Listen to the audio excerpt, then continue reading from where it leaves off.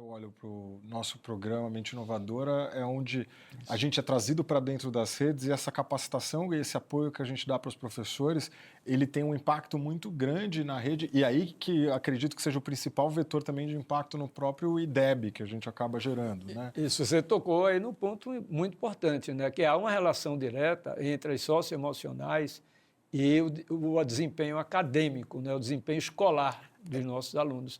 E esse trabalho de formar os professores, como a MindLab faz, no seu programa Mente Inovadora, produz efeitos que são exponenciais. Eu me lembro que logo quando eu cheguei, há 10 anos mais atrás, né, e acompanhei, eu disse assim, são mudanças exponenciais, principalmente em matemática e ciências. Tinha uma melhoria em português, sempre teve, mas principalmente em matemática e ciências, onde mais a gente precisa. Sim. Por quê? Porque a gente sabe hoje que, por exemplo, o pensamento crítico, criatividade, sabe, tem uma relação muito direta com essa aprendizagem. E aí, portanto, com a matemática, com ciências.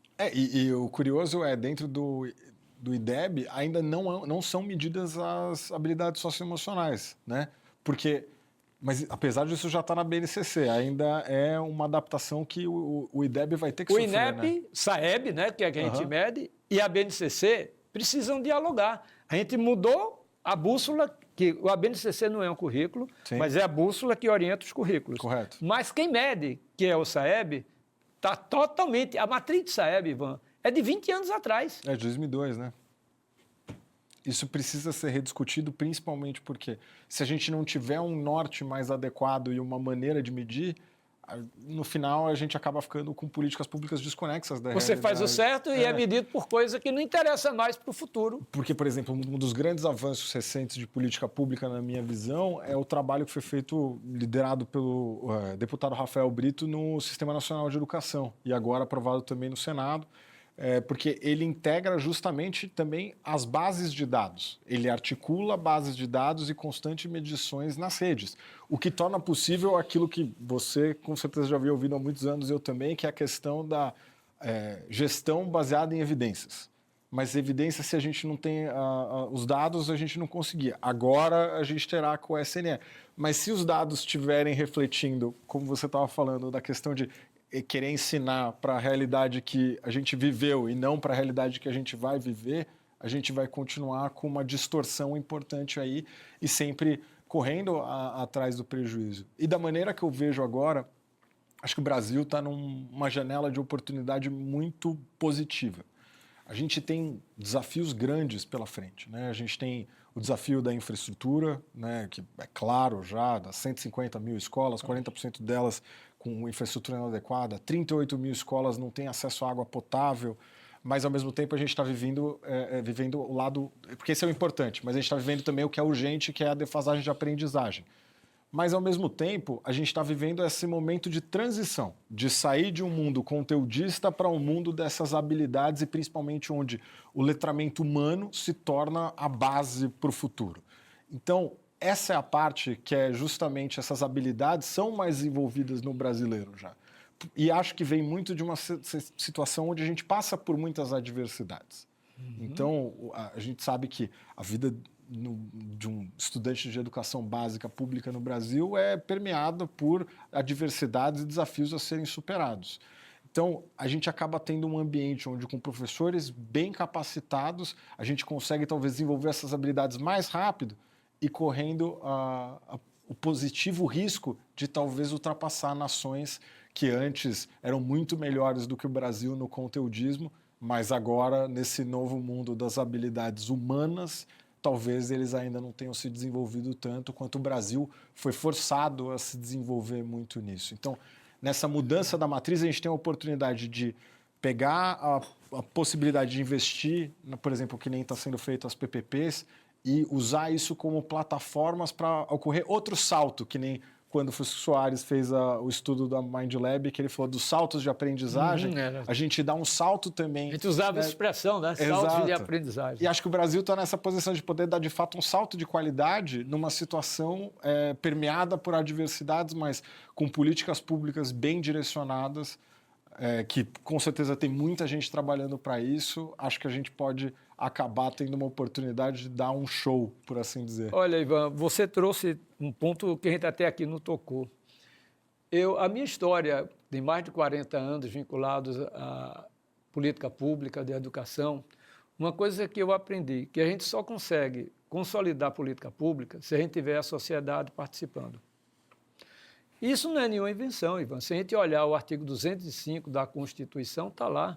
É dever, sim, do Estado e da família a oferta da educação. Mas veja o que é dito lá. Não é qualquer educação. É uma educação que desenvolva plenamente as pessoas. Portanto, a gente está falando de quê? De uma educação integral, que está lá no artigo 2º da LDB também. Sim. E mais, em colaboração com a sociedade. Porque quando a sociedade ela entende o valor daquilo e ela percebe a mudança dentro da sua casa, dos seus filhos aprendendo, se desenvolvendo, elas trazem para si aquilo como um bem delas, e não de um governo A ou governo B. Pode ver, o estado do Ceará, quem quer que seja governador daquele estado, prefeito, não vai jamais acabar com o programa de alfabetização na idade certa. Sim. E o regime de colaboração do estado com os municípios. Em Pernambuco, que começou na nossa gestão do governador Jarbas Vasconcelos, as escolas de tempo integral de ensino médio. Quem quer que seja governador, já tem mais de 20 anos, vai sempre aperfeiçoar, e tem que aperfeiçoar mesmo, porque o mundo mudou. Mas o modelo, do ponto de vista da sua essência, que não é somente mais tempo na escola, mas é uma educação integral, quando a sociedade entende o valor, ali não tem governante que seja capaz de criar uma descontinuidade, porque a descontinuidade da política pública é um dos grandes problemas que a gente tem no Brasil. Sim.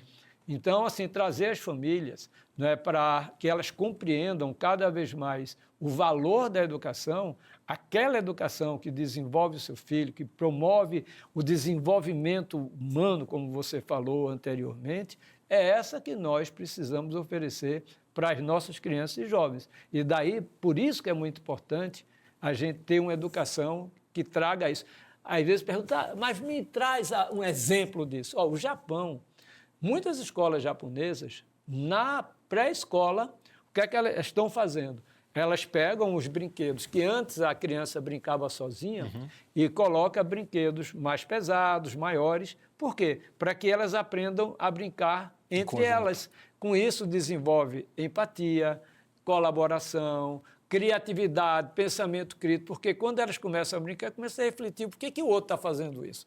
Então, o trabalho coletivo, colaborativo, é muito, muito importante. Sim, e a gente vê essa mudança, né? Porque a gente pensa, Singapura é uma referência em educação, mas Singapura também é o país onde, se não me engano, no 8º ano você faz uma prova que define sua vida, qual que será a sua carreira. Isso é muito espalhado, é como na Alemanha, né? Sim, tem os tipos de escola que você vai, dependendo da nota que você tem no final do antigo ginásio. Né? Ivan, eles têm lá uma escola que eu fui visitar, naquele momento que eu cheguei lá e olhei, tinha integral. No ensino médio, integral tríplice, é coisa que sou engenheiro de formação, que a gente dá no 2º ano do curso de engenharia. Sim. Aí eu olhei e disse assim, isso daqui é dessa escola? Aí eles disseram sim, porque essa escola, a gente tem a perspectiva de formar o futuro prêmio Nobel de Singapura. Sim. Eles têm, assim, um leque de acordo com o projeto de vida dos jovens. E que é uma maneira muito corte seco, assim, né? Determinista, de olhar ali naquela idade. Porque eu vejo, por exemplo, na minha vida, se fossem medir o que eu ia fazer através de uma prova, como o IDEB, por exemplo, ou a prova SAEB hoje, por exemplo, na 8ª série do que eu ia ser na minha vida, eu provavelmente não teria seguido o caminho que eu segui. Porque eu já comentei isso com você, mas eu nunca fui um aluno exemplar. Eu sempre fui bom nas habilidades socioemocionais, mas não necessariamente eu ia bem nas provas. Então... Olha, Ivan, às vezes não significa que o aluno que tire 10 vai ser o melhor aluno e o melhor profissional. Dependendo da atitude dele, se ele é um aluno que só aprendeu a estudar sozinho, estuda profundamente, o mundo dele é para tirar o 10 na prova, ele vai tirar o 10 na prova. Mas ele perdeu a convivência, Exato. Ele perdeu relacionamentos, ele aprendeu a aprender com os colegas. Ivan, eu faço reflexão hoje das minhas turmas por onde eu passei. Às vezes eu vejo hoje alunos que eram brilhantes, mas quando se formaram, tiveram dificuldades, porque eles não aproveitaram esses outros valores. Claro que você tem que alinhar, né, o equilíbrio da nota, do desempenho, relacionamentos, valores.